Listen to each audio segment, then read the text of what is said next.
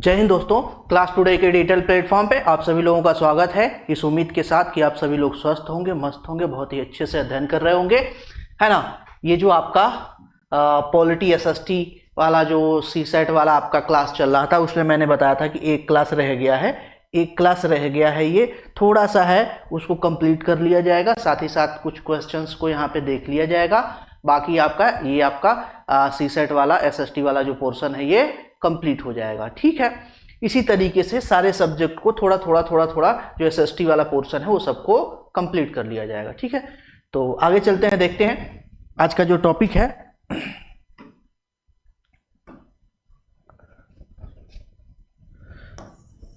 संयुक्त राष्ट्र संघ, ठीक है। संयुक्त राष्ट्र संघ के बारे में देखें तो ये एक संस्था है।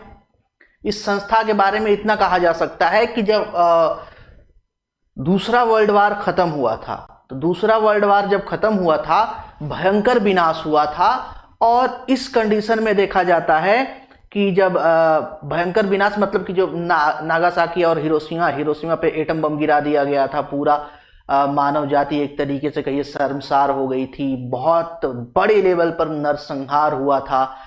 तो विश्व को लगा कि कुछ ऐसे संस्थान होने चाहिए जो पूरे विश्व में शांति व्यवस्था को बनाए रख सके, और उस प्रयास में जो है कि संयुक्त राष्ट्र संघ का निर्माण किया गया था, है ना।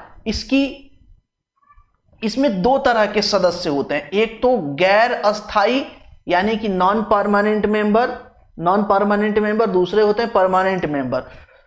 ये जो नॉन परमानेंट मेंबर होते हैं ये 2 वर्ष की अवधि के लिए निर्वाचित होते हैं, जिनकी संख्या सामान्य तौर पे 10 होती है। कितनी होती है? 10 होती है। एक होते हैं अस्थाई सदस्य। तो अस्थाई सदस्य में देखेंगे तो ये 5 होते हैं। अस्थाई सदस्य कितने होते हैं? 5 होते हैं। अस्थाई सदस्य कितने होते हैं? 10 होते हैं।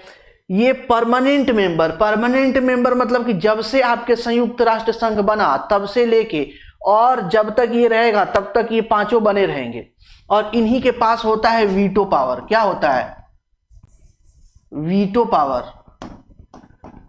पावर इन्हीं के पास होता है। वीटो पावर किसी मुद्दे पे जो है कि संयुक्त राष्ट्र सभा का जो बैठक चल रही है उसमें किसी मुद्दे पे चर्चा होगा, नहीं चर्चा होगा, उस पे क्या निर्णय लिया जाएगा, ये वीटो पावर किसके पास होती है? ये 5 के पास होती है। जबकि जो अस्थायी सदस्य इनके पास किसी तरह का वीटो पावर नहीं होता है। 5 इसमें सदस्य देश हैं, 5 भाषाएं हैं, इसकी ऑफिशियल लैंग्वेज है, ये भी आपको याद रखना है। सबसे अंतिम राष्ट्र जो है कि 193वां जो है कि देश वो दक्षिणी सूडान। ये कई बार पूछता है कि संयुक्त राष्ट्र संघ में का अंतिम सदस्य बनने वाला देश कौन सा है, तो दक्षिणी सूडान है, ठीक है। अब जो अस्थाई मेंबर है उसके बारे में चीन, फ्रांस, रूस, यूनाइटेड किंगडम और यूएसए, ये 5 क्या है? अस्थाई सदस्य। 5 आपके अस्थाई सदस्य, जैसा मैंने बताया वैसे 5 यहाँ पे अस्थाई सदस्य हैं, ये आपके हो गए, ठीक है। कौन कौन? चाइना, फ्रांस, रूस, यूनाइटेड किंगडम और संयुक्त राष्ट्र अमेरिका। इसके अलावा जितने भी देश डाल देंगे सब अस्थाई सदस्य होंगे। कई बार ये पूछता है निम्नलिखित में से कौन अस्थाई सदस्य नहीं है, है ना। तो उसमें अस्थाई सदस्य में जितने भी डाल देंगे वो हो जाएगा आपका, या निम्नलिखित में से कौन अस्थाई सदस्य है। तो इन 5 को छोड़ करके जितना भी देश इसमें डालेंगे सब क्या हो जाएगा? अस्थाई सदस्य हो जाएगा। 193 में से संयुक्त राष्ट्र संघ द्वितीय विश्व युद्ध के परिणाम स्वरूप बनाया गया था। क्यों बनाया गया था मैंने बताया, है ना। आपका जब द्वितीय विश्व युद्ध खत्म हुआ तो लोगों को लगा कि भाई ऐसे बड़े लेवल पर युद्ध होगा, बड़े लेवल पर लोगों का रक्तपात होगा, तो ये कोई अच्छी सभ्यता के लिए अच्छी चीज नहीं है, विकास के लिए, एक सभ्य समाज के लिए ये कोई अच्छी चीज नहीं है। तो इसके लिए कहा गया कि क्या किया जाए, तो संस्थान बनाए गए, संयुक्त राष्ट्र संघ बनाया गया, वर्ल्ड बैंक, IMF, WTO, ये सारी चीजें बनाई गई। इसी के बाद सब द्वितीय विश्व युद्ध के बाद ही बनाए गए। संयुक्त राष्ट्र सुरक्षा परिषद में 5 अस्थायी सदस्यों के पास वीटो पावर है। जैसे मैंने बताया वीटो पावर किसके पास है? जो 5 आपके अस्थाई सदस्य हैं उन्हीं अस्थाई सदस्यों के पास सिर्फ वीटो पावर है और किसी के पास वीटो पावर नहीं है। वीटो पावर का मतलब ये समझिए कि किसी मुद्दे यानी किसी निर्णय को वहां पे पारित होना है या रोकना है।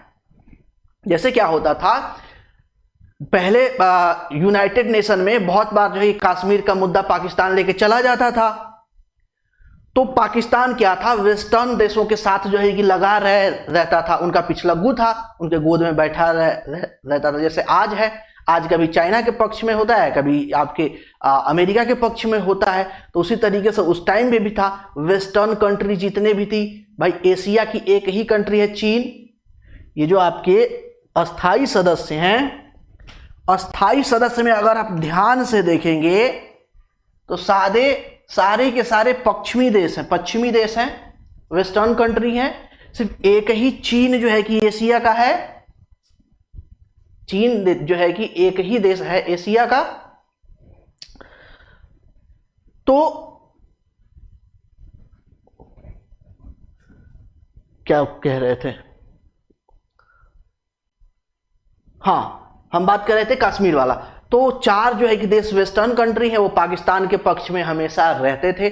1991 जब आपका बंगाल की स्थापना हुई थी, बांग्लादेश एक नया देश जो है कि बना था, उस समय तक सारे वेस्टर्न कंट्री पाकिस्तान को सपोर्ट करते थे, इंडिया को सपोर्ट नहीं करते थे। तो कई बार कश्मीर का मुद्दा जो है कि यूएनए में चला जाता था, यानी कि संयुक्त राष्ट्र संघ में चला जाता था। वहां पे एक ही देश था, रूस। अच्छा, रूस भी है एशिया का, सॉरी, हाँ ठीक है, रूस और चाइना, ठीक है। तो रूस और चाइना 2 देश हैं, बट चीन और यूके आपका, उसके बाद फ्रांस वगैरह और अमेरिका वगैरह जितने भी ये देश हैं, जितने भी हैं, सारे के सारे किसको सपोर्ट करते थे? पाकिस्तान को सपोर्ट करते थे। भारत को सपोर्ट करने वाला सिर्फ एक देश था, रूस। तो जब कश्मीर के मुद्दे पे निर्णय होने को होता था तो उसको रोक देता था निर्णय को। कौन? रूस, अपने वीटो पावर के, क्योंकि एक ही था भारत के पक्ष में, बाकी 4 पाकिस्तान के पक्ष में थे। तो एक तरीके से ये पावर है। यूएनओ के संविधान को क्या कहते हैं? चार्टर कहते हैं। यूएनए को संविधान को क्या कहते हैं? चार्टर कहते हैं। नाटो देश, नॉर्थ अटलांटिक ट्रीटी ऑर्गेनाइजेशन, है ना। और इसमें कुल कितने हैं सदस्य संख्या? वर्तमान में 30 हैं, 30 देश हैं, है ना। हालांकि इसमें बहुत बार जो है कि जोड़े जाते हैं, और इसी में देखेंगे कि जो यूक्रेन है, और रसिया का युद्ध इसी वजह से तो हो रहा है। यूक्रेन ने कहा कि हमें नाटो ज्वाइन करना है, रसिया ने कहा कि नहीं ज्वाइन करना है, बोला कि नहीं हम ज्वाइन करेंगे, और दोनों में युद्ध हो गया। ये आज लगभग जो है कि 2.5-3 साल हो गए और युद्ध चलता जा रहा है, अभी भी युद्ध जारी है, ठीक है। संयुक्त राष्ट्र महासभा की जनरल असेंबली की अध्यक्ष की पदावधि 1 वर्ष होती है। जनरल अध्यक्ष की पदावधि कितनी होती है? 1 वर्ष के लिए होती है। संयुक्त राष्ट्र महासभा के 80वें जो है कि अध्यक्ष कौन है? एना वेना वेयरवॉक। ये है एना वेना वेयरवॉक। ये जनरल असेंबली के जो है कि एक आपके अध्यक्ष हैं, 1 ही साल के लिए नियुक्त होती हैं, ठीक है। और महासचिव कौन है? महासचिव तो एंटोनी गुटेरस, ये साहब जो है कि लगे हुए हैं, एंटोनी गुटेरस। इनके बारे में इनका फेस याद रखिएगा। ये बहुत चीन के पक्षधर हैं, हर बार जो है कि हर मुद्दे पे चीन को डिफेंड करते हैं, ठीक है। ये बात आपको याद रखना है। आगे चलते हैं, नेक्स्ट। यूनेस्को एक संस्थान है जो किसी भी देश के प्राचीन धरोहर को संरक्षित करने का काम करती है। यूनेस्को की सूची में जो है कि शामिल किया जाता है धरोहरों को, ठीक है। इसका मुख्यालय कहां पे? फ्रांस जो है कि पेरिस में है। संयुक्त राष्ट्र दिवस 24 अक्टूबर को मनाया जाता है। संयुक्त राष्ट्र दिवस कब मनाया जाता है? 24 अक्टूबर को मनाया जाता है। यूएनओ का मुख्यालय न्यूयॉर्क में है। यूएनओ का मुख्यालय क्या है? न्यूयॉर्क में है। बहुत बार ये पूछा जाता है यूएनओ का जो है कि हेडक्वार्टर कहां पे है ना, तो इस चीज को ध्यान दीजिएगा। भारत, ब्राजील, जर्मनी, जापान वे देश हैं जो संयुक्त राष्ट्र संघ की सुरक्षा परिषद की स्थायी अध्यक्षता पाने के लिए समूह बना के एक दूसरे का सहयोग करते हैं, ठीक है। अब देखिए दिक्कत यह है कि एक तरीके से देखेंगे तो जो एशिया है, एशिया कहीं ना कहीं लगभग आपका 60% पॉपुलेशन, 60-65% पॉपुलेशन जो है कि एशिया कवर करती है पूरे विश्व का। 40% पॉपुलेशन जो है कवर करते हैं आपके अमेरिका और यूरोप वाले या अन्य ऑस्ट्रेलिया वाले जो वेस्टर्न कंट्री हैं, ठीक है। तो उनके पास 3 अस्थाई सीट है, 3 देशों के पास, जबकि एशिया जो 60-65% पॉपुलेशन को कैरी करती है, साथ में बहुत सारे देश हैं यहां पे, वहां पे सिर्फ 2 देशों के पास क्या है, आपका वीटो पावर है। तो कहा जाता है कि भाई जब आपको शक्ति संतुलन बनाए रखना है तो इसमें नए सदस्यों को क्या कीजिए, इंक्लूड कीजिए, यहां पे शामिल कीजिए। तो इस क्रम में देखेंगे तो बहुत सारे देश हैं जो अपने अपने ग्रुप बना करके, भारत, ब्राजील, जर्मनी, जापान अपना जो ग्रुप बना के एक दूसरे का सपोर्ट करते हैं यूएनए में कि हमें अस्थाई सदस्यता मिल जाए, ठीक है। अब दिक्कत ये आता है कि यहाँ पे भारत को जो है कि अस्थाई सदस्यता दिलाने में दिक्कत करता है कौन, चीन वीटो लगा देता है। तो फिर समस्या हो जाती क्योंकि पड़ोसी है हमारा। तो सामान्य तौर पे एक नेचुरल जो है कि एक नेचुरल आपका बिहेवियर होता है कि कोई भी पर्सन अपने पड़ोसी को आगे बढ़ते हुए नहीं देख सकता है, तो वो चीज यहां पे देखने को मिलती है। साथ ही साथ एक कंडीशन ये लगाता है कि भारत भी आएगा तो पाकिस्तान भी आएगा। जहां भी ऐसा कोई ग्रुप है जहां पे भारत को शामिल करने की बात आती है, चाइना बोलता है कि पाकिस्तान को भी साथ में शामिल करो, तो ये समस्या हो जाती है। इस वजह से भारत शामिल नहीं हो पाता है। स्पेन यूएन सिक्योरिटी काउंसिल का अस्थाई सदस्य नहीं है। देखिए अस्थाई सदस्य 5 ही हैं, उसके अलावा कोई और नहीं है, ठीक है। यूनेस्को यूनाइटेड नेशन का एक सांस्कृतिक संगठन है, यानी कि जो कल्चर वगैरह, जो पुरातत्व से संबंधित जो धरोहर है उनको संरक्षित करने का काम करता है।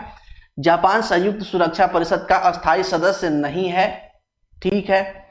भारत 30 अक्टूबर 1945 को यूएनओ का सदस्य बना था, यानी कि भारत भी सदस्य है। अब ये एक तरीके से कहे कि पॉलिटी वाला सेक्शन खत्म हो गया है ना, पॉलिटी वाला सेक्शन क्या हो गया, खत्म हो गया।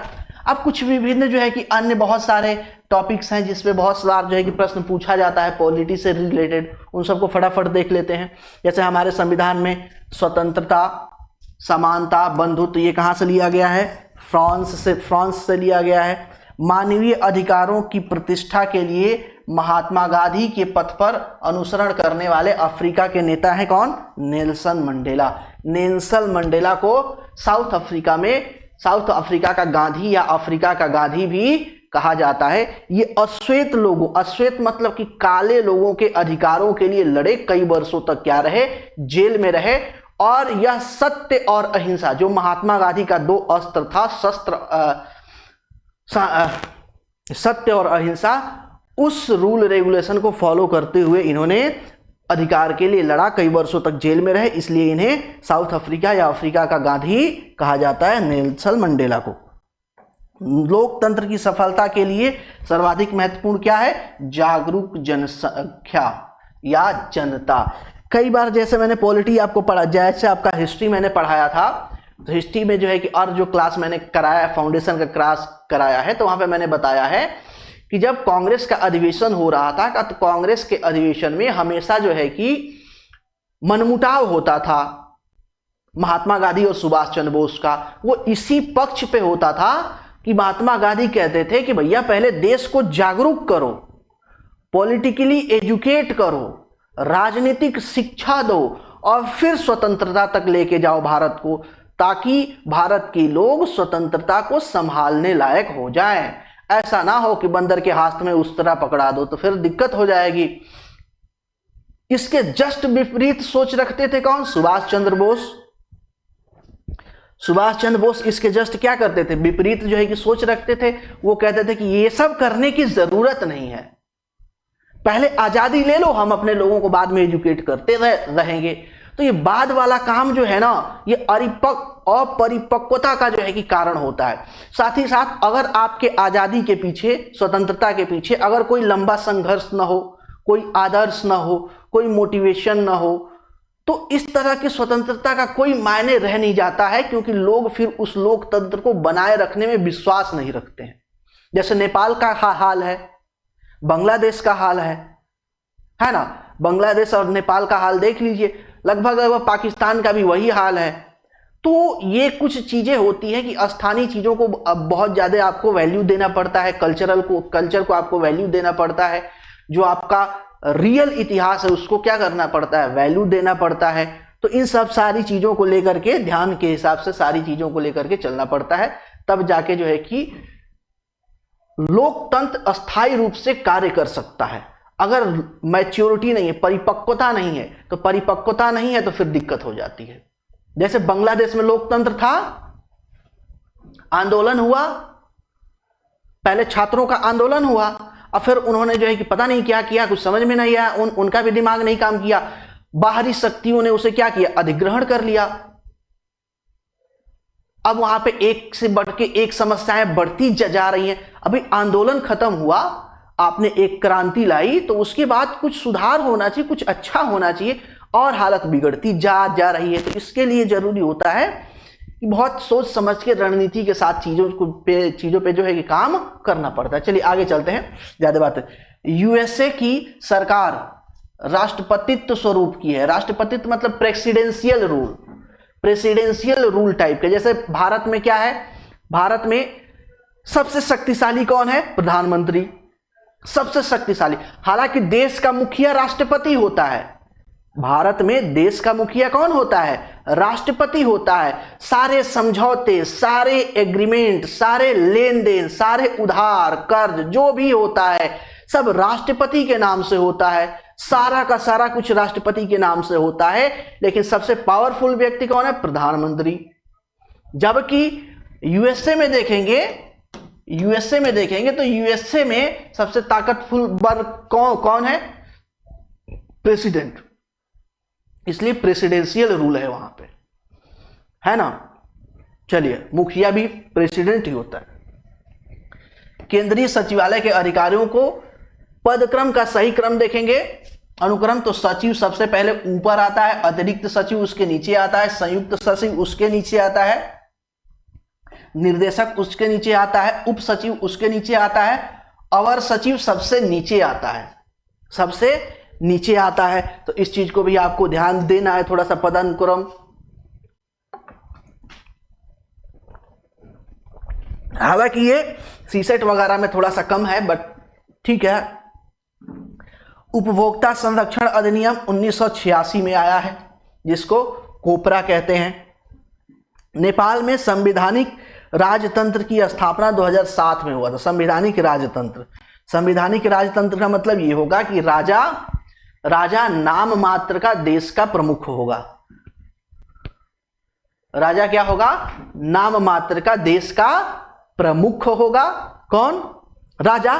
बाकी सारा काम संविधान के माध्यम से होगा। इस तरह का लोकतंत्र जो है कि अपनाया गया। बहुत सारे देश हैं विश्व में जहां पे लोकतंत्रात्मक राजतंत्र एक तरीके से कह लीजिए कि राजशाही लोकतांत्रिक स्वरूप में जो है कि जैसे ब्रिटेन है। ब्रिटेन में भी देखेंगे तो वहां पे सबसे उच्च पद पे कौन है, सम्राज्ञी हैं, महारानी है ना। जबकि वहां पे भी लोकतंत्र है, संसद के हिसाब से काम होता है। तो इस तरह का सीन जो है कि क्रिएट होता है। अंतर्राष्ट्रीय सैन्य न्यायाधिकरण, इंटरनेशनल मिलिट्री ट्रिब्यूनल, न्यूरेमबर्ग में प्रतिस्थापित है। कहां पे है, न्यूरेमबर्ग में स्थापित है। नेपाल की संसद को क्या बोलते हैं, राष्ट्रीय panchayat. Nepals parliament is called national panchayat या राष्ट्रीय पंचायत के नाम से जानते हैं। देश की स्वतंत्रता में योगदान देने के लिए बांग्लादेश सरकार ने भारत के पूर्व प्रधानमंत्री इंदिरा गांधी को मरणोपरांत सम्मानित किया था। एक जो है कि महत्वपूर्ण भूमिका रही। आज भी इस चीज को याद किया जाता है कि इंदिरा गांधी ने पाकिस्तान को तोड़ने में और बांग्लादेश को बनाने में और भारत को दो तरफा हमले से निजात दिलाने में बहुत ही महत्वपूर्ण भूमिका अदा की थी। भारत और चीन के बीच 19 अप्रैल 1954 में पंचशील सिद्धांत पर हस्ताक्षर किया गया था। पंचशील सिद्धांत क्या है, तो पंचशील सिद्धांत एक तरीके से कहिए कि 5 नियम हैं। 5 ऐसे जो है कि रूल और रेगुलेशन है जिसको चाइना को भी मानना था और भारत को भी मानना था। जवाहरलाल नेहरू का जो है कि झुकाव हमेशा जो है कि समाजवाद के तरफ रहा था, तो समाजवाद के तरफ रहा था, तो आपके रूस या यूएसएसआर के तरफ उनका झुकाव था, और यूएसएसआर के साथ साथ जो है कि चाइना के साथ भी उनका झुकाव बढ़ गया। तो उन्होंने जो है कि पंचशील का जो है कि एग्रीमेंट कर लिया। पंचशील यानी 5 उसमें नियम थे, और उसी जो है कि एग्रीमेंट के रिजल्ट में परिणाम स्वरूप नारा दिया गया, हिंदी चीनी भाई भाई, हिंदी चीनी भाई भाई, हिंदी चीनी भाई भाई। और ये नारा सिर्फ हम देते रहे, चाइना वालों ने कहा कि नहीं, बिल्कुल नहीं। उन्होंने क्या किया, अटैक कर दिया भारत पे 61 में, और अटैक कर दिया, तब सारा नारा जो है गुम हो गया। तो एक तरीके से ये जो चीनी हिंदी चीनी भाई भाई का नारा था, जो पंचशील सिद्धांत से निकला था, माना जाता है कि यह हमारी क्या थी, कमजोरी थी, जिसके वजह से चाइना ने हम पे आक्रमण किया। 1998 में अमर्त्य सेन को अर्थशास्त्र में नोबेल प्राइज दिया गया। अच्छा, याद रखिएगा कि नेल्सन मंडेला जो है ना, नेल्सन मंडेला को भी जो है कि आपके जो साउथ अफ्रीका के गांधी कहे जाते हैं, उनको भी नोबेल प्राइज, शांति का नोबेल प्राइज मिला हुआ है। भारत, पाकिस्तान, अफगानिस्तान, बांग्लादेश, भूटान, मालदीव, नेपाल, श्रीलंका दक्षिण एशियाई क्षेत्रीय सहयोग संगठन, जिसे सार्क के नाम से जाना जाता है, लेकिन यह अभी जो है कि बहुत सक्रिय नहीं है। ऐसे ग्रुप, देखिए ऐसा ग्रुप जहां पे पाकिस्तान की उपस्थिति है, भारत ने उसे किसी न किसी तरीके से क्या किया है, बाइकआउट कर दिया है। ठीक है, तो इसका बहुत ज्यादा इंपॉर्टेंट नहीं। सामाजिक पृथक्करण घरेलू हिंसा का एक रूप नहीं है, याद रखिएगा कि सामाजिक पृथक्करण घरेलू हिंसा का रूप नहीं है। 1991 में स्वतंत्रता के बाद प्रथम आधिकारिक जनगणना हुई थी। कई बार पूछा जाता है कि भारत में स्वतंत्रता के बाद पहली आधिकारिक गणना कब हुई थी, या पहली जनगणना कब हुई थी, तो 1991 में। 91वां G7 सम्मेलन, यानी कि 51 G7 सम्मेलन की बात करें, या फिर 57 G7 सम्मेलन की बात करें, इसकी दोनों की बैठक, यानी कि इसकी बैठक जो है कि पहले हुई थी लेकिन जगह सेम है, जबकि जो आपका 57वीं जो है कि बैठक है G7 का, ये 16 से 17 जून 2025 में कहां पे हुआ था, अल्बर्टा कनाडा में आयोजित किया गया है। कहां पे, अल्बर्टा कनाडा में आयोजित किया गया है। तो इस चीज का ध्यान रखिएगा। भारत में महिलाओं के विवाह के लिए न्यूनतम आयु कितनी है, 18 वर्ष है। कितनी है, 18 वर्ष है। आसियान का मुख्यालय कहां पे है, जकार्ता, इंडोनेशिया में। एयरफोर्स वन वह विमान है जिससे अमेरिका के राष्ट्रपति ट्रेवल करते हैं। बंद जुलूस एवं संचालन को भारत में पहली बार केरल उच्च न्यायालय ने अवैध ठहराया था कि बात बात पे बेवजह क्या करते हो आप, हड़ताल कर देते हो, बंद कर देते हो, ये सब जो फालतू काम करते हो ये अवैध है। ये सबसे पहले किसने ठहराया था, तो केरल उच्च न्यायालय ने ठहराया था। इजराइल का संबंध ब्रिक्स से नहीं है। ब्रिक्स अलग देश हैं। ब्रिक्स में जो है कि आपके इंडिया, चाइना है ना, और आपका साउथ अफ्रीका, बांग्लादेश वगैरह आता है, रसिया भी आता है। यह है कहाँ गया आपका ब्रिक्स।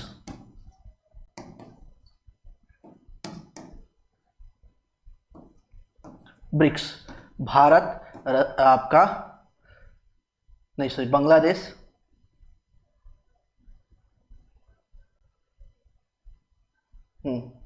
रसिया, इंडिया, चाइना और साउथ अफ्रीका। सॉरी ये बांग्लादेश नहीं, ये आपका ब्राजील है। ब्राजील, सॉरी ये ब्राजील है।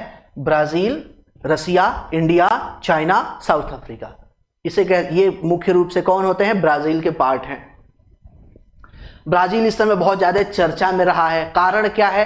कारण यह है कि यूएसए के जो पागल एक जो है कि दिमाग वाले जो आपके क्या बोलते हैं, वो ट्रंप साहब आए हैं, प्रेसिडेंट बने हैं, वो टैरिफ खेल रहे हैं और टैरिफ खेलने में सब पे टैरिफ मार्क जो है कि धप्पा बोल रहे हैं। तो ब्रिक्स देशों ने एक साथ मिलकर अपना काम करना शुरू कर दिया है। तो ये थोड़ा सा ध्यान रखिएगा। ब्रिक्स, इजराइल से का कोई संबंध नहीं है ये आपके, हालांकि और भी देश इसमें धीरे धीरे शामिल हो रहे हैं, बट ये 5 जो है कि मेन है। सूचना का अधिकार 2005 में अस्तित्व में आया था। मालदीव किस महासागर में है? तो आपके हिंद महासागर में है। किस महासागर में है? हिंद महासागर में। अच्छा, किस सागर में है? तो अरब सागर में है। किस सागर में है? अरब सागर में है। अरब सागर में है। ठीक है, चलिए आगे चलते हैं। नेक्स्ट, WTO का मुख्यालय कहां पे है? जिनेवा में है। ये सारी चीजें आपको याद रखना है, ये सारी चीजें पूछी जाती है कि WTO का जो है कि कहां पे है मुख्यालय, तो जिनेवा में है। फेरा का फुल फॉर्म क्या है? Foreign exchange regulation act. फेरा का फुल फॉर्म क्या है? Foreign exchange regulation act. Bharat आने वाला प्रथम अमेरिकी राष्ट्रपति वाइट डी आइजनहावर। ठीक है। 5 जुलाई 1924 से ब्रिटेन के वर्तमान प्रधानमंत्री कौन है? की स्टीमर। अभी ये भारत में आए थे। ये बहुत जो है कि यार ये बहुत इंपॉर्टेंट है, इस चीज को याद रखिएगा। अभी ये भारत में जो है क्या हुए थे, आए थे, और लगभग 100 से ज्यादा प्रतिनिधि मंडलों को लेकर के यहाँ पे आए थे। बहुत बड़ी मीटिंग चली है पूरा, है ना, बिजनेसमैन वगैरह सब कुछ। यहां तक कि जो है कि कहा गया है कि ब्रिटेन में जो है कि भारत के लोग जाके मूवी शूट करें। यश राज जो है कि फिल्म स्टूडियो में गए। तो ये बहुत सारे यहाँ पे काम हुए। ये किस पार्टी से हैं? लेबर पार्टी से हैं। किस पार्टी से हैं? लेबर पार्टी से हैं। वर्तमान में अमेरिका के राष्ट्रपति कौन है? डोनाल्ड ट्रंप है। पहले ये 2017 से आपके 2017 से 21 तक रहे, उसके बाद फिर 2025 में बने। बीच में जो है कि आपके बाइडेन साहब थे, है ना। ठीक है। प्रसिद्ध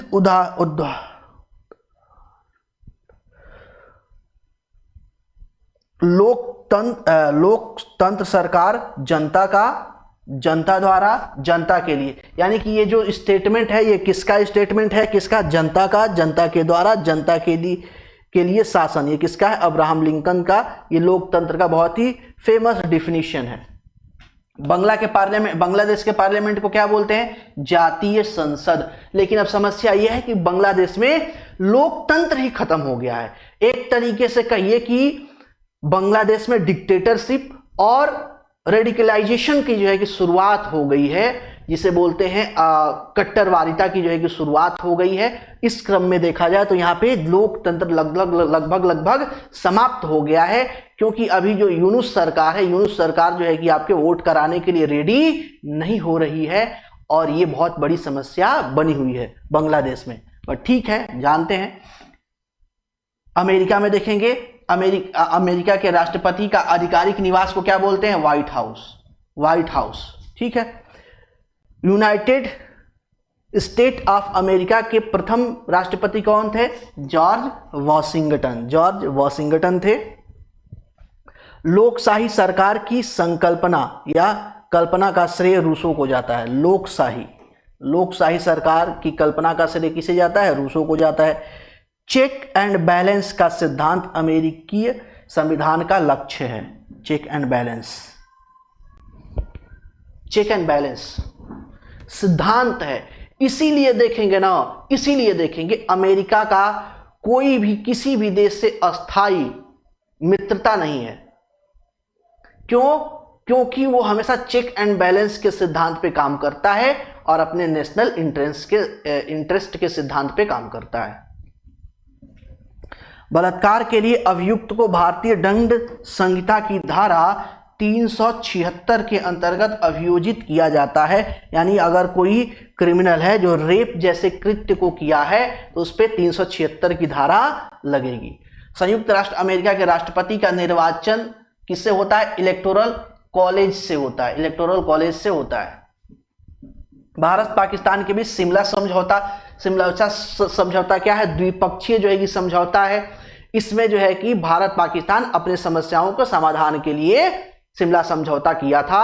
जब यहाँ पे पहलगाम अभी हमला हुआ था तो उस समय जो है कि भारत ने जो आपके ट्रीटी है, इंडस वाटर ट्रीटी है, उसको सस्पेंड कर दिया और सस्पेंड करके बोला कि हम नहीं मानते हैं। तो बहुत सारे लोग पाकिस्तान में चिल्ला रहे थे कि हम भी शिमला समझौता नहीं मानेंगे, नहीं मानेंगे, नहीं मानेंगे, नहीं मानेंगे। भारत ने कहा मत मानो, तुम्हारा नुकसान है, हमारा क्या जाएगा। बोले कि कोई बात नहीं, मानते हैं। तो उन्होंने बोला कि नहीं नहीं, हम मानेंगे शिमला समझौता। अरस्तु ने कहा है मानव एक क्या है? सामाजिक प्राणी है। हम कहते हैं ना कि मानव एक सामाजिक प्राणी है, तो मानव एक सामाजिक प्राणी है किसने कहा है? अरस्तु ने कहा है। यदि भारतीय संघ का नया राज्य बनाना हो तो संविधान की प्रथम अनुसूची में संशोधन किया जाता है, यानी कि नए राज्य की स्थापना वगैरह, ये सारी चीजें पॉलिटी में आपको पढ़ा चुका हूं। वर्तमान में यूरोपीय संघ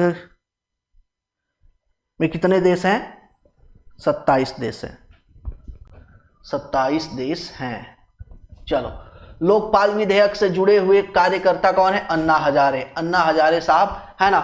जब अन्ना हजारे की जब आंदोलन चला था, आंदोलन ये लगभग जो है कि मान के चलो कि 11-12 के बाद जो है कि चलना शुरू हुआ था अन्ना का आंदोलन। उस समय खूब नारा लगता था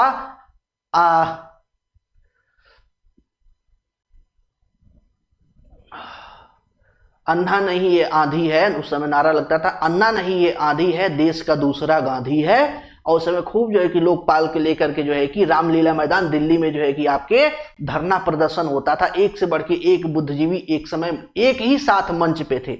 अन्ना हजारे, अरविंद केजरीवाल, कुमार विश्वास, किरण बेदी और जितने भी फेमस बहुत सारे जो आपके आप पार्टी के लीडर हैं, बहुत सारे सब उसी में जो है कि लगे पड़े हुए थे और सब कांग्रेस के खिलाफ आंदोलन लेके चल रहे थे। लोकपाल विधेयक वहीं पे जो है कि बात चली थी और वहीं से 2014 तक आते आते वहीं से आम आदमी पार्टी का निर्माण होता है। आम आदमी पार्टी दिल्ली में क्या करती है? अस्तित्व में आती है। पहली बार पूर्ण बहुमत नहीं मिलता है, कांग्रेस के सहयोग से सरकार बनाती है, फिर दोबारा क्या होता है? सरकार गिर जाती है, फिर इलेक्शन होता है और पूर्ण बहुमत से 5 नहीं 10 सालों तक आपकी सरकार रहती है। फिर उसे अभी के बीजेपी सरकार ने उसे क्या किया? विस्थापित कर दिया, हटा दिया। फिर इस समय दिल्ली में बीजेपी का शासन है। हालांकि बहुत बड़ी बड़ी बातें की गई थी। अरविंद केजरीवाल ने आम आदमी पार्टी बनाने से पहले कहे थे कि हम आते आते ही लोकपाल बिल लेके आए थे, लेकिन जाते जाते भी लोकपाल बिल देके नहीं गए, है ना। चलिए, फांसीवाद का मुख्य समर्थक कौन था? मुसोलिनी था। तो इस तरीके से देखें, जो आपके विविध वाला चैप्टर था ना, विविध वाला चैप्टर भी क्या हो गया? लगभग समाप्त हो गया। अब इससे रिलेटेड फटाफट जो है कि अब कुछ प्रश्नों को कर लेते हैं।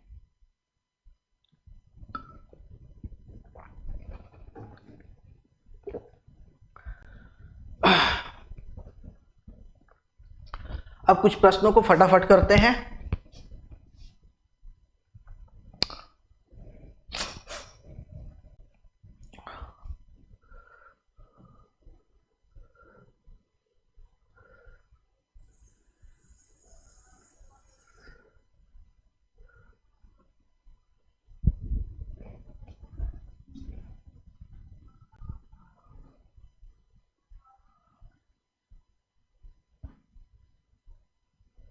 ठीक है, चलिए अब स्टार्ट करते हैं। क्वेश्चन नंबर फर्स्ट, राज्य की विधायिका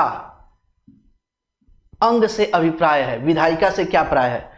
देश का प्रत्येक नागरिक। भैया देश का प्रत्येक नागरिक विधायिका थोड़ी है। कानून लागू करने के लिए उत्तरदायी नौकरशाही? नहीं, बिल्कुल नहीं। सर्वोच्च न्यायालय का न्यायाधीश? नहीं। नागरिकों द्वारा निर्वाचित प्रतिनिधि? निर्वाचित प्रतिनिधि। ऑप्शन नंबर डी क्या होगा? करेक्ट होगा, है ना। लोकसभा चुनाव होता है, लोकसभा के चुनाव के माध्यम से विधायिका को चुना जाता है। ठीक है, आगे चलते हैं। नेक्स्ट, विधानसभा के सदस्य लोगों द्वारा चुने जाते हैं। देखो ये तो बात सही है ना, बट आगे देखते हैं। मुख्यमंत्री द्वारा नियुक्त किए जाते हैं? नहीं, ऐसा कुछ नहीं है। राज्यपाल द्वारा नियुक्त किए जाते हैं? ये भी सही नहीं है। प्रधानमंत्री द्वारा नियुक्त किए जाते हैं? नहीं, लोगों द्वारा चुने जाते हैं। ऑप्शन नंबर ए करेक्ट है। ऑप्शन नंबर ए क्या है? करेक्ट है। चलिए, क्वेश्चन नंबर थर्ड क्या है?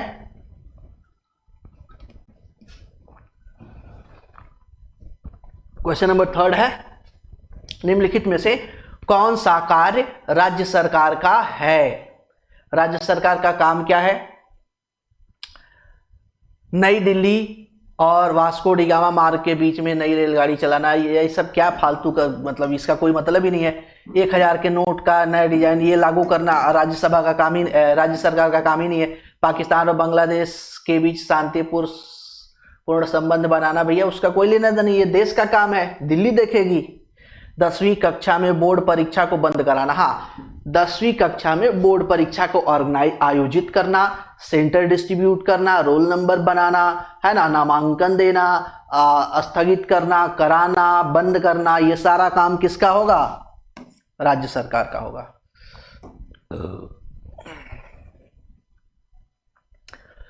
मुख्यमंत्री का चुनाव कैसे होता है? चुनाव में बहुमत प्राप्त करने वाली पार्टी के अध्यक्ष द्वारा, चुनाव में बहुमत प्राप्त करने वाली पार्टी के विधायकों द्वारा।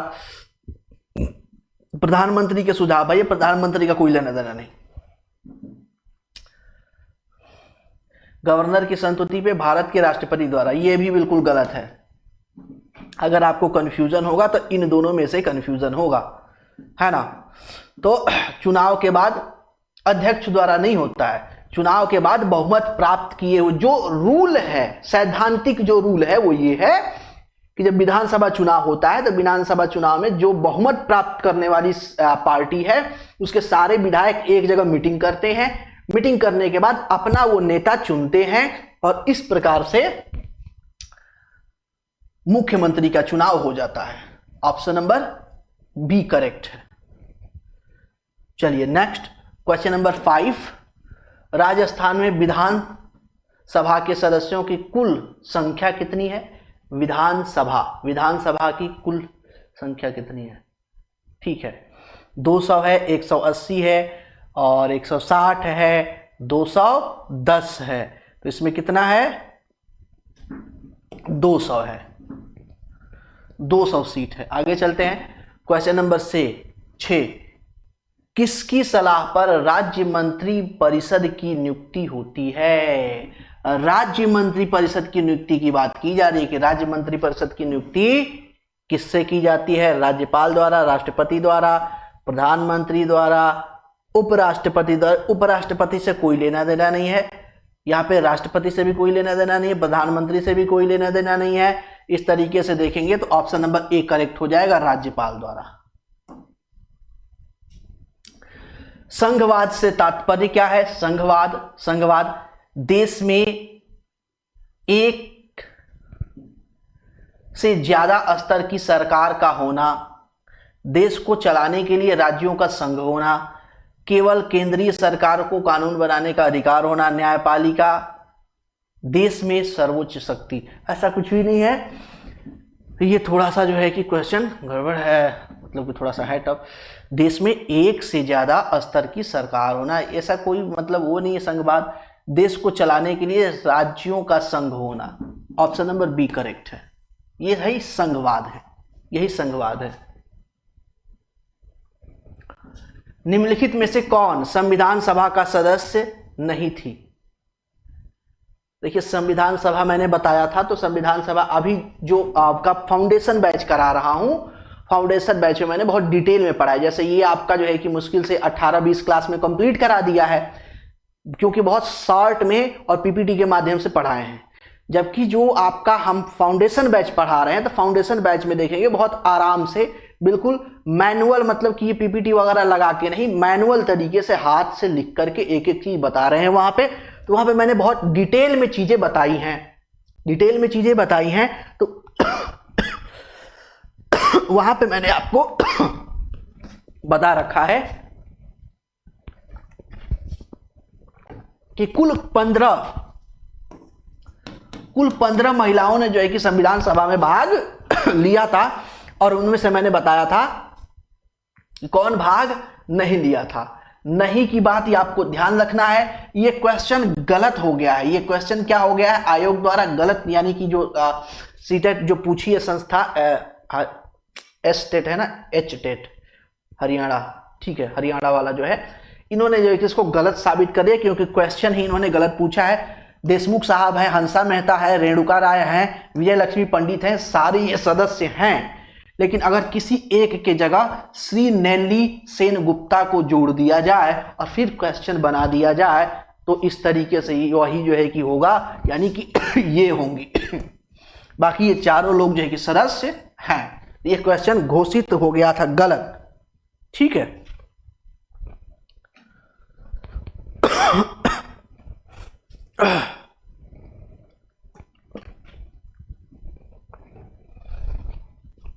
निम्न में से किसका अर्थ है विधि के लिए प्राधिकार से? विधि के लिए प्राधिकार से अर्थ किसका है? बंदी प्रत्यक्षीकरण से, अधिकार पृच्छता से, उत्प्रेषण से, परमादेश से।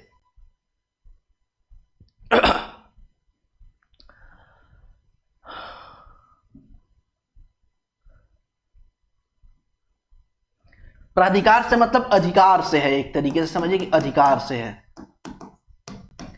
अधिकार से। और ये सीधा लिंक करता है किससे? अधिकार अस्पृश्यता से। किससे लिंक करेगा? अधिकार अस्पृश्यता से। अब इसमें होता क्या है अधिकार अस्पृश्यता में? जब विदाउट योग्यता, यानी कि बिना किसी एलिजिबिलिटी के, बिना किसी योग्यता से कोई व्यक्ति किसी अन्य पद पे पहुंच जाता है जिस पद के लायक उसकी योग्यता नहीं होती है, तो कोर्ट जो है कि ऑर्डर देती है कि भैया बताओ, पूछती है कि आप इस पद पे लायक नहीं हो तो फिर इस पद पे कैसे बैठे हो, है ना। और इसकी शिकायत करनी पड़ती है किसी व्यक्ति द्वारा। स्वतः भी संज्ञान ले सकती है कोर्ट, लेकिन सामान्य तौर पे शिकायत करनी पड़ती है। जैसे मान लीजिए कि आप दो मित्र हैं, चाहे दो लोग हैं, दो जानकार लोग हैं, है ना, दो जानकार लोग हैं, दोनों एक ही कास्ट से हैं, दोनों एक ही कैटेगरी से हैं, दोनों जो है कि आपके एलिजिबल हैं किसी भी भर्ती में। बट एक का जो है कि एक का मार्क आता है 250, ठीक है, एक का मार्क आता है 245 और 255 वाले का सिलेक्शन नहीं होता है, लेकिन 245 वाले का सिलेक्शन हो जाता है। तो भाई 245 वाला बोलेगा ऐसे कैसे हुआ, हम दोनों एक ही जैसे हैं, कैटेगरी सेम है, कास्ट सेम है, सब कुछ सेम, कहीं कोई दिक्कत है नहीं, फिर मेरा रैंक न लगने का कारण क्या है? जबकि तुम्हारा नंबर भी कम है, तुम्हारा रैंक मेरे से नीचे आना चाहिए, तुम्हारा सिलेक्शन नहीं होना चाहिए, तुम्हारे जगह पे मेरा होना चाहिए। वो बेचारा चला जाएगा कोर्ट, और कोर्ट चला जाएगा तो इसको कोर्ट बुलाएगी, हाँ बोलेगी कोर्ट की हाँ भाई बताओ कैसे सिलेक्शन हुआ तुम्हारा। जब से तुमसे 5 नंबर ज्यादा जो व्यक्ति पाया है, जबकि उसमें और तुम में कोई जो है कि डिफरेंस नहीं है, कोई कैटेगरी जो है कि लगने वाला कोई यहां पे रिजर्वेशन का मामला नहीं है, इस कंडीशन में जो व्यक्ति तुमसे 5 नंबर ज्यादा पाया है उसका सिलेक्शन ना हो गया, तुम्हारा हुआ है, कारण बताओ। इसे कहते हैं अधिकार अस्पृश्यता, पूछताछ हो जाता है और फिर इसको हटना पड़ेगा अपने काम से। क्वेश्चन नंबर 10, उपभोक्ता संरक्षण अधिनियम भारतीय संसद ने कब पारित किया था? ठीक है, तो अभी मैंने बताया कि 86 में पारित किया था। कब पारित किया था? 86 में, 24 दिसंबर 1986 को ये पारित हुआ था। ये सारे क्वेश्चन पूछे गए। क्वेश्चन नंबर 12, ये भी क्या था? 10 था ना, ठीक तो है। संवैधानिक उपचारों का अधिकार। संवैधानिक उपचारों का अधिकार किससे रिलेटेड है? नागरिक के मौलिक अधिकारों की रक्षा करने से रिलेटेड है। नेक्स्ट आगे चलते हैं। क्वेश्चन नंबर 12, एक राज्य में यदि एक राजनेता यह तय करता है कि उसके राज्य में दूसरे राज्य के कामगारों को कार्य करने की अनुमति नहीं दी जाएगी, तो इससे कौन से मौलिक अधिकारों का उल्लंघन होता है ना। होता है ना, कई बार देखेंगे कि यार महाराष्ट्र में जो है कि मराठियों ने जो है कि बोलना शुरू कर दिया, जिसको मराठी नहीं आती है वो महाराष्ट्र में नहीं रह सकता है, मुंबई में नहीं रह सकता है। कई बार ये आपको गुजरात में सुनाई देता है कि बिहार और यूपी वालों को गुजरात से भगाया जा रहा है। कई बार ये सुनाई देता कर्नाटका में ऐसा हो रहा है। तो ये जो हो रहा है, किसी को किसी स्टेट से भगाया जा रहा है, तो अगर ऐसा हो रहा है रियल में हो रहा है तो ये व्यक्ति के किस फंडामेंटल या मौलिक अधिकार का हनन है? समानता का अधिकार का है, स्वतंत्रता के अधिकार का है, शोषण के विरुद्ध अधिकार का है, संवैधानिक उपचारों का अधिकार। ये तो उपचार है ना, ये तो रीट जारी किया जाता है। तो ये आपका है ऑप्शन नंबर बी का। किसका है? एक मिनट रुक जाओ।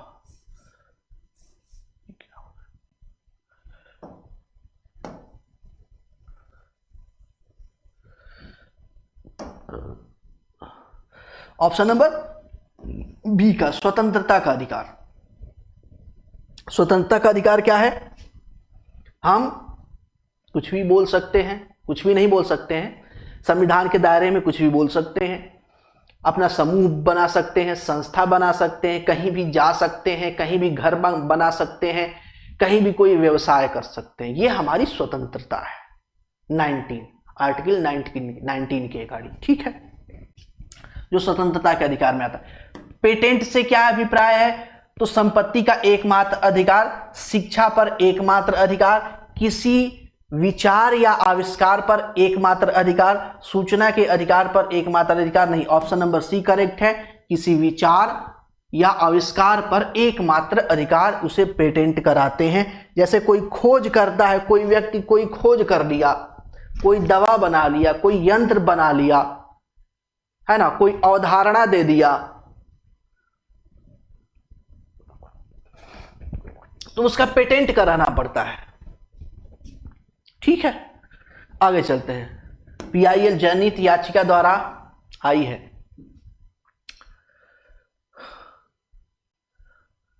न्यायिक सक्रियता में गिरावट, सरकारी कामकाज में बाधा, न्याय मिलने में बढ़त, न्याय मिलने में बाधा।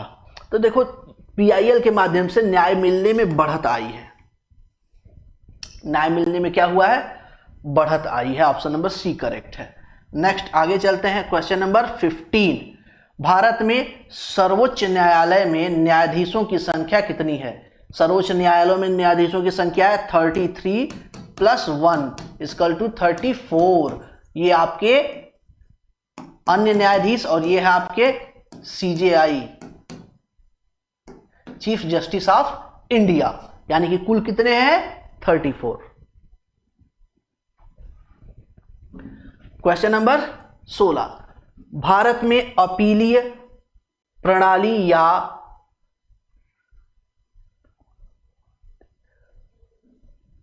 पौनर्वार्दिक प्रणाली,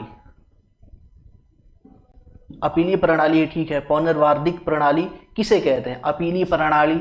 अपीलीय प्रणाली से मतलब यह है कि अगर आप अपने से किसी छोटे कोर्ट में केस को हार गए या केस को जीत गए, जो भी परिणाम आया, अगर उस परिणाम से अगर आप संतुष्ट नहीं हैं तो उसको नए तथ्यों के आधार पर फिर से अपने उच्च कोर्ट में उसे ले जा सकते हैं। यही अपीलीय न्यायालय प्रणाली कहलाता है। न्यायालय के आदेश के खिलाफ संसद में अपील का, संसद में कभी अपील ये डायरेक्ट कभी नहीं होता है। राज्य कार्यपालिका प्रमुख का सर्वोच्च अपीली प्राधिकरण के रूप में कार्य होने का प्रावधान, ये थोड़ा सा गड़बड़ है। निचली न्यायालय के आदेश के खिलाफ उच्च न्यायालय में अपील का प्रावधान। न्यायिक सेवा क्या? ये ऑप्शन नंबर सी करेक्ट है। ऑप्शन नंबर क्या है? सी करेक्ट है। Next question number 17। भारत में उच्चतम न्यायालय ने संविधान के बुनियादी ढांचे का सिद्धांत दिया है। हाँ, ये बुनियादी ढांचे का सिद्धांत मैंने बताया था कि कब दिया है, तो आपके केशवानंद भारती वाले वाद में बुनियादी जो है कि नियम का सिद्धांत दिया है। ये कई बार जो है कि पूछा जाता है, ये बहुत बार पूछा भी गया है, जैसा आपको दिख रहा होगा, बहुत बार पूछा गया। ऑप्शन नंबर ए इसका क्या है? करेक्ट है। नेक्स्ट आगे चलते हैं। Question number 18। भारतीय संविधान तदर्थ न्यायाधीशों की नियुक्ति की व्यवस्था करता है। उच्च न्यायालय में, जिला एवं सत्र न्यायालय में, संसद में। संसद में न्यायाधीशों की नियुक्ति क्यों होगी? सर्वोच्च न्यायालय में। तो ये है आपका ऑप्शन नंबर डी में, सिर्फ ऑप्शन नंबर डी, सर्वोच्च न्यायालय। सर्वोच्च न्यायालय में तदर्थ जो है कि न्यायाधीशों से क्या मतलब है? तदर्थ न्यायाधीशों की नियुक्ति से क्या मतलब है? जब कभी ऐसी परिस्थिति आ जाए कि कोर्ट में पर्याप्त जो है कि आपके जज ना हो, पर्याप्त जज ना हो और काम बहुत ज्यादा बढ़ जाए और किसी कारण से जज ना हो, तो इस कंडीशन में जो है कि जो CJI chief justice of India है, पुराने जो रिटायर्ड हुए आपके न्यायाधीश हैं या जो बहुत लंबे समय से प्रैक्टिस करने वाले वकील हैं, उन्हें तदर्थ या एक तरीके से कि अस्थायी तौर पे कुछ समय के लिए, या फिर वो अन्य जो है कि आपके हाई कोर्ट से भी जो जज हैं जो 8-10 साल से प्रैक्टिस कर रहे हैं, उनको जो है कि आप कुछ समय के लिए बुला सकते हैं कि आप हमारे यहाँ आके ये काम कर दीजिए। तो अस्थायी तौर पे कुछ समय के लिए न्यायाधीशों की नियुक्ति क्या होती है? तदर्थ न्यायाधीश क्या कहलाते हैं? तदर्थ न्यायाधीश, यानी अस्थायी तौर पे कुछ समय के लिए सर्वोच्च न्यायालय में न्यायाधीशों की नियुक्ति। भारतीय न्यायिक व्यवस्था के संदर्भ में अपील की व्यवस्था का अर्थ है। अपील की व्यवस्था का दूसरा प्रश्न है, इससे कोई लेना देना नहीं है। कोई भी अपने मामले पर बिना किसी कानूनी डिग्री के न्यायालय में बहस कर सकता है, ऐसा कुछ नहीं है। ऊपरी अदालतों को फैसले निचली अदालतों को मानने होंगे? नहीं। किसी व्यक्ति को अगर ऐसा लगता है कि निचली अदालत द्वारा दिया गया फैसला सही नहीं है, वह उसके ऊपर की अदालत में जा सकता है। ऑप्शन नंबर डी करेक्ट है।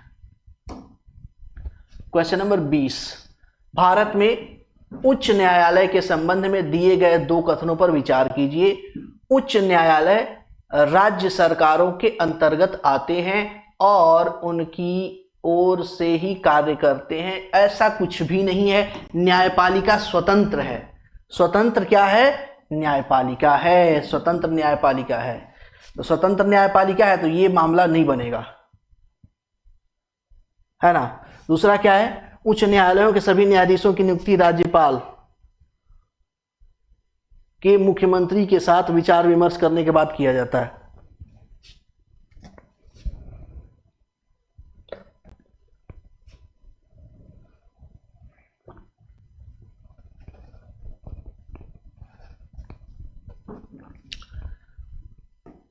इससे कोई लेना देना नहीं है, ठीक है। तो 1 और 2 दोनों क्या है? गलत है। मुख्यमंत्री ये क्या बोल रहा है? राज्य के अंतर्गत नहीं आती है। न्यायपालिका स्वतंत्र है। न्यायपालिका स्वतंत्र है तो राज्य के अंतर्गत आएगी ही नहीं, बात खत्म हो गई। अब स्वतंत्र है तो वो सलाह किसके सलाह पे काम करती है? चीफ जस्टिस या राष्ट्रपति के हिसाब से चलती है, राज्यपाल के हिसाब से चलती है। यहाँ पे मुख्यमंत्री वगैरह का कोई रोल नहीं है यहाँ पे। क्वेश्चन नंबर 21, न्यायपालिका के संबंध में निम्नलिखित कथनों में से कौन सा गलत है? ध्यान दीजिएगा, कौन सा गलत है? गलत गलत गलत। न्यायपालिका को संसद द्वारा पारित किए गए कानून को रद्द करने का अधिकार है। हाँ है, बिल्कुल रद्द करने का अधिकार है। अगर उसको लगता है कि यह संविधान का उल्लंघन कर रहा है, वेलफेयर के लिए नहीं है, संविधान के अकॉर्डिंग नहीं है, तो उसको न्यायपालिका रद्द कर सकती है। यह नागरिकों के मौलिक अधिकारों की सुरक्षा करने में महत्वपूर्ण भूमिका निभाती है। हाँ, बिल्कुल निभाती है, सही है। न्यायिक व्यवस्था नागरिकों तथा नागरिकों व सरकार के बीच पैदा होने वाले विवादों को हल करने की क्रियाविधि उपलब्ध कराती है, परंतु 2 राज्य सरकारों के बीच नहीं। ये गलत है। ऑप्शन नंबर सी इसके अकॉर्डिंग सही है। क्वेश्चन नंबर 22, न्यायिक समीक्षा पर दिए गए निम्नलिखित 2 कथन। न्यायिक समीक्षा, संसद द्वारा पारित किए गए कोई कानून संविधान के आधारभूत ढांचों का उल्लंघन करता है तो न्यायपालिका ऐसे कानून को रद्द कर सकती है। पीछे यही तो बता रहे थे, बिल्कुल कर सकती है, सही है। कोई विधेयक न्यायपालिका द्वारा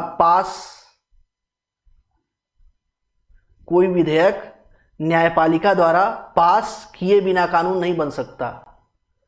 भाई ऐसा कुछ भी नहीं है, ये गलत है।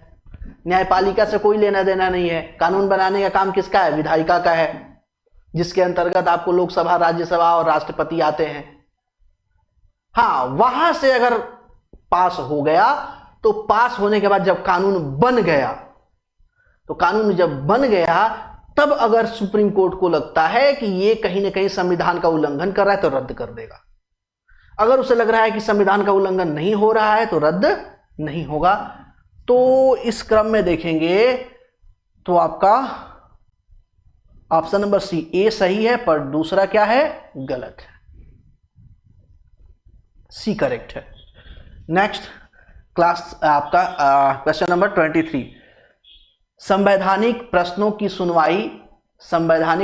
सुनवाई निम्न में से कितने न्यायाधीश करते हैं। देखिए, अगर संवैधानिक पीठ बनती है, कोई ऐसा मामला है जिसमें संविधान की व्याख्या या संविधान से रिलेटेड कोई जो है कि आपका इशू है, तो वहां पे एक न्यूनतम देखेंगे ना, तो न्यूनतम आपके पांच जो है कि जजों की पीठ बैठेगी, कम से कम 5।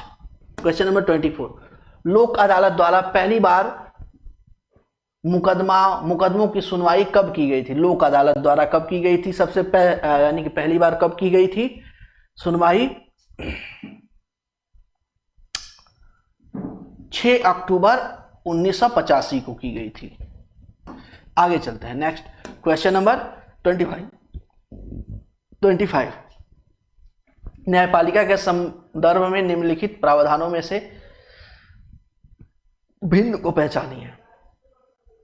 न्यायपालिका से संबंधित यहां पे प्रावधान दिए गए, कौन भिन्न है यानी कि कौन अलग है उसको देखना है। न्यायाधीशों की नियुक्ति सरकारी हस्तक्षेप के बिना होती है, सही है एक तरीके से।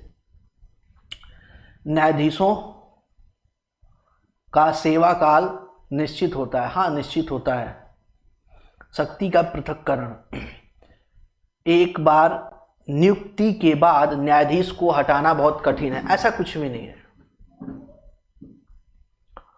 भिन्न कौन सा है, तो भिन्न ये है, ऑप्शन नंबर सी भिन्न है। ये एक सिद्धांत है जिस पे न्यायपालिका की स्थापना की गई है। ये न्यायपालिका से संबंधित ये फैक्ट नहीं है, इस फैक्ट के बेस पे न्यायपालिका की स्थापना की गई है। 26, सर्वोच्च न्यायालय ने किस केस या वाद में निर्णय देते हुए स्पष्ट किया था कि संसद संविधान के मूल स्वरूप में परिवर्तन नहीं कर सकती। यही तो है केशवानंद भारती वाद। बी क्या है, बी है यहां पे, बी। चलिए आगे चलते हैं। नेक्स्ट क्वेश्चन नंबर 27, न्यायाधीश किसी मुकदमे पर निर्णय देता है दलीलों के आधार पर, दिए गए शुल्क के आधार पर, सबूतों के आधार पर, पुलिस तहकीकात के आधार पर, सबूतों के आधार पर। सी। कई बार क्या होता है ना, जज को पता होता है कि निर्णय हम गलत दे रहे हैं, उसको पता होता है, लेकिन सबूत इतने अगेंस्ट होते हैं कि सही निर्णय को सपोर्ट नहीं करते, फिर भी उन्हें गलत निर्णय देना पड़ता है। तो सबूतों के आधार पर निर्णय देना पड़ता है, तभी तो बोलते हैं अंधा कानून है ना। बिहार विधानसभा में अनुसूचित जाति के लिए कितनी सीटें सुरक्षित की गई हैं, ठीक है, 38 सीटें सुरक्षित की गई हैं। 29 नंबर, किस प्रकरण में उच्च न्यायालय ने मूल ढांचे का सिद्धांत दिया था। अरे भाई हो तो गया, केशवानंद भारती प्रकरण हो गया। चलो आगे चलते हैं, कई बार ये हमने देख लिया। 30वां, भारत में सर्वोच्च न्यायालय के मुख्य न्यायाधीश की नियुक्ति करता है, कौन करता है, सर्वोच्च न्यायालय की नियुक्ति कौन करता है, राष्ट्रपति करते हैं। लास्ट प्रश्न आज का, वर्तमान में नीति आयोग के उपाध्यक्ष कौन है। उपाध्यक्ष डॉक्टर सुमन के बेरी। अध्यक्ष ये कौन है, अध्यक्ष हैं। अध्यक्ष प्रधानमंत्री अध्यक्ष हैं, ये कौन है, उपाध्यक्ष हैं। और ये कौन है, CEO है ना, BBR सुब्रमण्यम। वर्तमान के अकॉर्डिंग ही मैंने ये प्रश्न किया है, ठीक है। तो इस तरह से देखें तो हमारा आज का क्लास क्या हो गया, कंप्लीट हो गया है ना। इस तरीके से आपका सीसेट का जो आपका क्लास चल रहा था एसएसटी वाला वो कंप्लीट हो गया। तो आज के क्लास में इतना ही रहने देते हैं, मिलते हैं आपसे नेक्स्ट क्लास में।